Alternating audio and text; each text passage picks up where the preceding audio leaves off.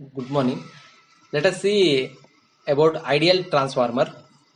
So, what is the definition of ideal transformer?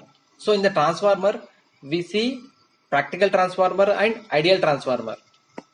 So, the definition of ideal transformer is a transformer which is free from all types of losses is known as ideal transformer. It means that in the practically, the transformer suffers with some losses like iron losses and core losses, copper losses.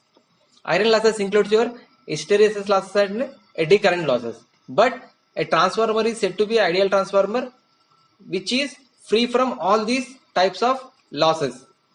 So it is an imaginary transformer that has no core loss, no ohmic resistance and no leakage flux. The ideal transformer has some following characteristics. So these characteristics are related to resistance and core permeability and efficiency and leakage flux. So let us come to first point. So the resistance, according to the resistance of the primary and secondary windings become zero. So what do you mean by primary winding and secondary winding? I'll show the transformer circuit.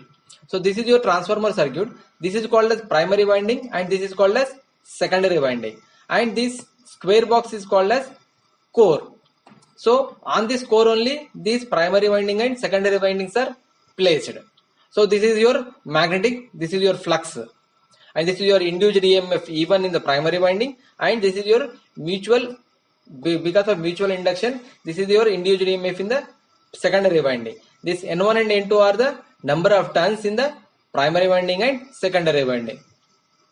Let us see the characteristics of your ideal transformer. So what is the, according to the resistance, so the resistance of the primary and secondary winding becomes zero for ideal transformer. And coming to the second one, so according to the permeability, this core of the ideal transformer has infinite permeability. So what makes this infinite permeability? Because of having this infinite permeability, the infinite permeable means less magnetizing current. The magnetizing current is indicated with I suffix m. So this requires less magnetizing current, which requires for magnetizing this core. So here you are having a core. It means that because of having infinite permeability, this core requires less magnetizing current to magnetize the core. Next one, leakage flux. So according to the leakage flux of the transformer becomes zero. That is, whole of the flux which is induced in the core of the transformer, which links with primary and secondary windings. This is the third point for your ideal transformer. Next, fourth point is the ideal transformer has 100% efficiency. That is, the transformer is free from hysteresis and eddy current losses. So these are the some characteristics, but these are all imaginary because the ideal transformer itself, it is an imaginary transformer. Now let us come to some equations. So in the ideal transformer we said that like there is no any losses, so the power losses are also zero. So because of having this zero power losses, it means that the output power is equal to input power, which is indicated with E2 into I2 cos phi is equal to E1 into I1 cos phi. E2 which can be written as E2 I2 is equal to E1 I1. So from this we can write E2 by E1 is equal to I1 by I2. E2 is nothing but what is this E2? E2 is nothing but it is a induced EMF in the secondary winding. E1 is induced EMF in the primary winding. I1 is, it is a current in the primary winding. It is a current in the secondary winding. Let us see here.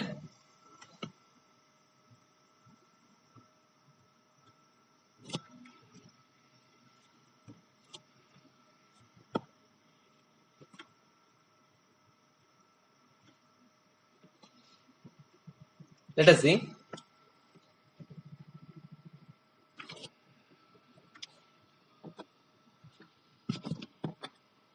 Here E2 is induced EMF in the secondary winding.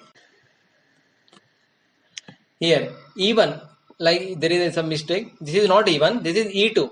E2 is directly proportional to N2 and E1 is directly proportional to N1. N2 is nothing but your number of turns in the secondary winding. N1 is number of turns in the primary winding. And also E1 is nothing but which is similar to your V1, that is voltage, and E2 is nothing but which is similar to your V2. So therefore, the transformation ratio for the transformer, this is very important. The transformation ratio is given by the equation shown below, which is that V2 by V1 equal to E2 by E1 equal to N2 by N1, which is equal to I1 by I2, which is of K. It means that the voltage is directly proportional to your number of turns and current is inversely, that is of reciprocal of your currents are directly proportional to your number of turns. Let us see the behavior of transformer. The transformer operation depends on Faraday's law and Lenz's law. Faraday's law of mutual induction. So consider the ideal transformer shown in the figure. This is your ideal transformer which is having some core and primary winding and secondary winding. So let us come to the operation. This is your V1 is nothing but applied voltage. Whenever the voltage V1 is applied, what happens? IM. This here IM current flows through this winding. IM is a magnetizing current. This magnetizing current induces EMF. So the voltage V1 is applied across your primary winding of the transformer. Here the secondary winding is kept open, and N1 and N2 are the windings respective to the primary and secondary winding. So here the current IM current, magnetizing current flows through this primary winding. This magnetizing current, what it does, whatever the current which is flowing, IM current is flowing through this primary winding. This magnetizing current produces a magnetic flux in the core. This magnetic flux is indicated with phi m in the core of the transformer. As the permeability of the core is infinite, the flux of the core, here I have shown that this is your phi m is a flux. Because of infinite permeability, so whatever the flux which is produced in this core, which totally links with your primary winding and secondary winding. So because of this linking, it produces, there is a induced EMF. So EMF induces. The flux links with the primary winding and induces an EMF because of self-induction. Because of self-induction, E1 induces in the primary winding. The flux links with the primary winding induces an EMF E1 because of self-induction. Just see here, whatever the flux, this is your flux, whatever the flux links with this primary winding, which induces an EMF E1 because of self-induction, and whatever the flux which links with the secondary winding induces an EMF E2. This is due to your mutual induction, that is a Faraday's law of mutual induction. And here the direction of V1 and E1 are that is of opposite to each other, that is due to your Lenz's law. So here the direction of induced EMF is inversely proportional to the applied voltage. The EMF E2 induces in the secondary winding of the transformer because of mutual induction. Let us see the phasor diagram of ideal transformer.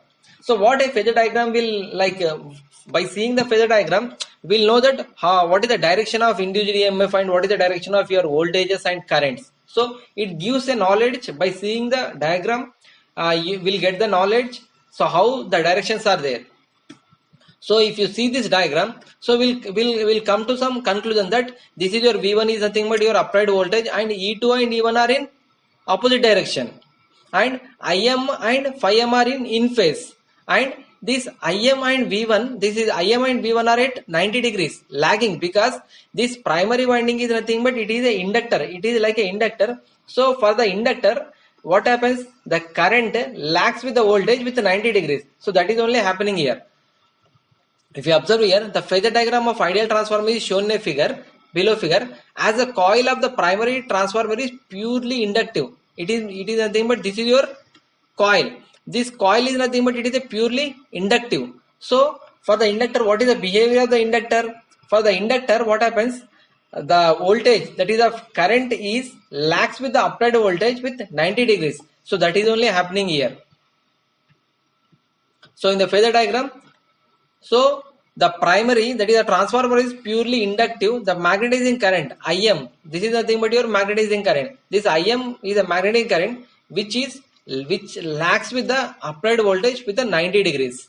And E1 and E2 are the EMF induced in the primary and secondary winding of the transformer. The direction of the induced EMF is inversely proportional to the applied voltage. So by seeing this phasor diagram, we'll come to know. So these are all this is the direction of your magnetizing current. This is the direction of your that is your flux and your induced EMF. So till now what we have seen, so what is the ideal transformer and what are all the characteristics of ideal transformer and just basic operation, how the voltages are induced, how the EMF is induced, why the EMF, what is the process is involved in the induced EMF like mutual induction and self induction, and phasor diagram for your ideal transformer. So in the next class we'll see, so what is a practical transformer, how the practical transformer is different from your ideal transformer. Thank you.